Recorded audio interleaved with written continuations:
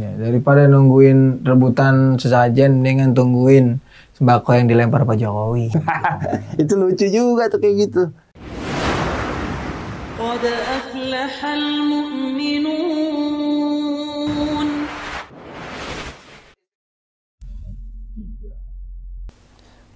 Kan di sesajen itu menunya banyak tuh kan, macam-macam. Paket lengkap ya kan, ada yang pahe juga kan, ada cuman kretek sama kopi hitam, ya kan? Iya. Itu hukum buat makan sajen itu gimana sih, Sat? Iya, kalau kita ambil lah Iya, dimanfaatin gitu. Boleh nggak di tuh? telur ceplokin apa gimana ya kan? Pertama itu dibedakan dari sisi kalau itu sembelihan, berarti kan disembelih kepada selain Allah, itu udah mutlak Nggak boleh. nggak boleh, karena kan jatuhnya haram, zatnya itu menjadi haram. Sedangkan kalau bukan sembelihan, Kayak makanan itu kecilnya. zatnya tidak otomatis berubah menjadi haram. Telur misalnya, telur ketika dijadikan persembahan maka telur menjadi haram. Apakah seperti itu? Nah, seperti penjelasan Syekh bin Baz itu, beliau menyimpulkan tidak, karena waktu Rasulullah SAW setelah Fathu Makkah memerintahkan sahabat Khalid bin Walid untuk memimpin penghancuran Lata Uzza, itu di sekitar Lata Uzza itu banyak, ada emas, ada perak, ada makanan segala macam. Nah itu ada, di antaranya adalah emas dan peraknya itu dipakai salah seorang sahabat untuk membayar hutang. Nah dari situ diambil kesimpulan bahwa kalau bentuknya sembelihan, memang disembelih untuk jin itu, berarti kan uhilla li ghairillah, sembelih untuk selain Allah, itu mutlak, berarti nggak bisa kita. Tapi kalau bukan sembelihan itu mungkin. Tetapi, nah ini ada tetapinya. Oh, ada tetapinya itu. Tetapinya itu gini. Tetapinya adalah konteks memanfaatkan dan memakannya itu apa? Ketika mengambil atau memanfaatkan atau memakannya, itu kemudian akan ditafsiri oleh orang bahwa itu menjadi barang halal, lalu perbuatan memberikan sesajen juga ikut halal. Nah, itu kan rawan. Nah, makanya dalam kondisi misalnya sekarang banyak kesalahpahaman seperti itu, lalu kita mengambil dengan sengaja, lalu memakannya, lalu kemudian disyuting, sengaja diviralkan, itu nanti dampaknya buruk buat dakwah. Karena apa? Ya orang bisa saja akan menyimpulkan, oh itu bukan sesuatu yang layak dibenci, buktinya Hal biasa dia gitu. makan. Jadi hal yang biasa nanti. Jadi kesimpulannya gini, zat barangnya tidak otomatis menjadi haram, tetapi memakannya itu ada pertimbangan lain. Oke. Ada merugikan dakwah ataukah menguntungkan. Nah, menurut saya dalam situasi seperti sekarang itu bisa jadi merugikan. Merugikan dakwah ya. Merugikan karena dianggap orang narasi bahwa sesajen itu syirik, bahwa itu adalah perbuatan haram, itu akan terdistorsi, akan Geseran. bobot kebenciannya akan berkurang gara-gara apa? Ya ternyata ujung-ujungnya matre juga, barang gituan masih dimakan. Maksudnya tuh pikiran orang tuh bisa macam-macam. Batal setan berarti. Makanya kenapa persembahan di sekitar Lata Uzza waktu itu dimanfaatkan oleh para sahabat? Kondisi saat itu kan sudah nggak ada lagi kekhawatiran itu. Kenapa? Seluruh Jazirah Arab sudah dikuasain Rasulullah SAW. Kalau itu tidak dimanfaatkan, masa ada barang yang kemudian tidak berguna, padahal emas dan perak, kan gitu ya. Jadi dalam kondisi Fathu Makkah saat itu, memang kekhawatiran itu sudah nggak ada, dan memang pilihannya cuma dua, barang itu dijadikan barang mubadir ataukah barang dimanfaatkan. Kan berhalanya sudah dihancurin, barang yang tadinya persembahan Buat tetap harus pahala, dimanfaatkan iya. kan gitu. Jadi artinya zat barangnya tidak otomatis menjadi haram, tetapi memanfaatkannya itu perlu hati-hati karena bisa berdampak buruk buat narasi penolakan atau narasi kebatilan terhadap sesajen. Apalagi kayak ayam goreng gitu Ustaz ya. Maka saran saya sebaiknya tidak melakukannya secara terbuka di depan publik. Kalaupun ingin manfaatkan, Makan aja sendiri, nggak usah dipiralin gitu. lakukan Iya, diam-diam kemarin dan bukan dengan niat untuk mengambil keuntungan di balik perbuatan syirik. Jangan sampai Tapi- pas makan, udah makan, jangan lupa ya subscribe gitu. Tapi Gitu. justru dalam rangka untuk membersihkan. Jadi sesajennya diambil, di tempat itu bersih kembali. Sebab kalau tempat itu masih ada, nggak diambil, ya kan? Itu kan mengesankan bahwa tempat itu adalah tempat persembahan, keramat dan sebagainya. Dengan mengambil, maka bersih lagi.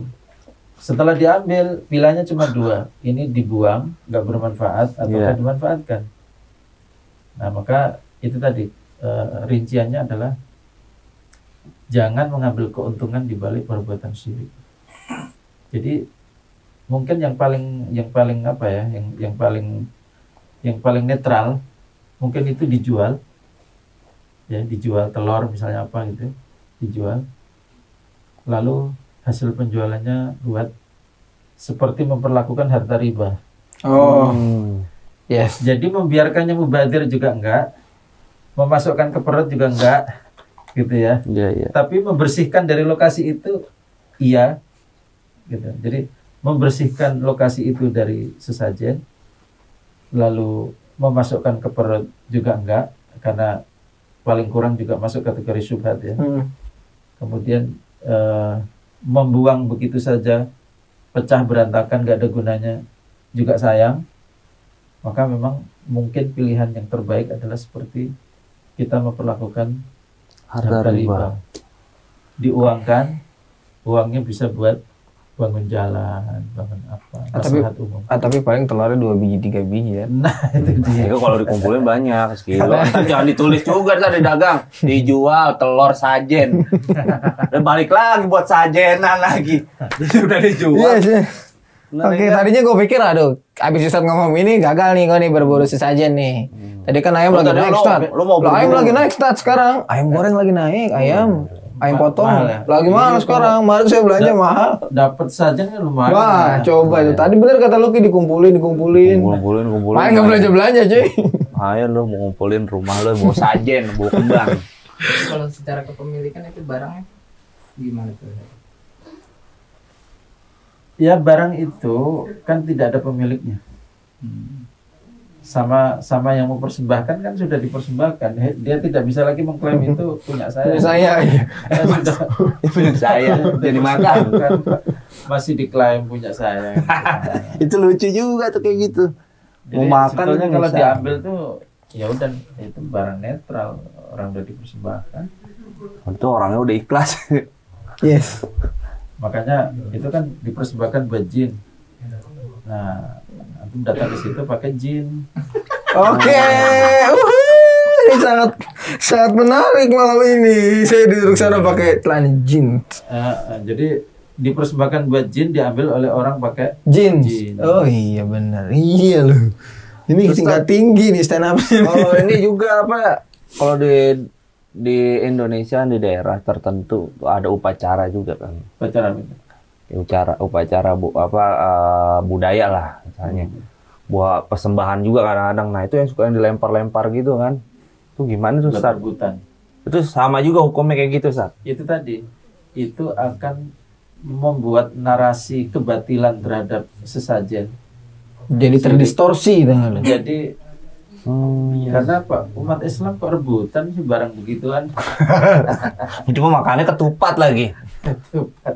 Jadi menurut saya karena kita sedang fokus pada dakwah, edukasi umat, jangan diganggu dengan perbuatan kita yang mendistorsi. Iya, betul. Ya, daripada nungguin rebutan sesajen dengan tungguin sembako yang dilempar Pak Jokowi dari mobil. Nggak pernah lempar Jokowi. Pernah dilempar lu pada rebutan kok harga. Gimana sih nggak pernah? Itu baju. Jadi begitu. Aduh, Masya Allah, ini daging semua nih. Dia- Bukan daging saja nih. Ini daging semua ilmu, Masya Allah ya kan. Oke, udah nggak ngantuk nih kayaknya. Iya. Lanjut. Alhamdulillah. Oke ya, teman-teman sekalian. Aduh.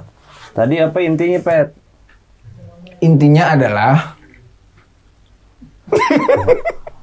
Apa intinya tadi? lu kira aja gue di intinya. Kenapa lu lempar gue? Tadi gue lupa. Intinya Inti intinya sesajen itu adalah persembahan kepada jin. Oh, itu yang tepat. Meskipun jinnya dikasih nama macam-macam. Oke. Jangan terkecoh dengan nama jinnya. Oke. terkecoh. Nih, Jin gue tag nih ya. Gue tag ya. Kesimpulan nih. Jadi teman-teman, kesimpulannya adalah bahwa bahwa sesajen itu adalah sesembahan yang dipersembahkan selain untuk Allah. Gitu, karena Allah nggak butuh sesajen. Ya nggak, Sat? Nggak doyan Allah sesajen ya kan? Orang sembelihan kurban aja Allah nggak makan, gitu. Nggak doyan. Taunya Allah maunya sholat. Gitu. Meskipun lo yang ngasih sesajen nggak pakai ruku, nggak pakai sujud, tetap disebutnya sesembahan. Gitu saja. Sedang beribadah ya. Nah, jangan ini juga. Oh, tapi yang di situ bukan jin, beda, itu ratu gitu kan. Sama aja sebenarnya, jangan fokus sama namanya tapi sama apa yang dilakukan kepada. Lanjut tuh, lu mau kepada sesembahan itu. Oke. Gimana, Sat? Kita tutup, Sat ya?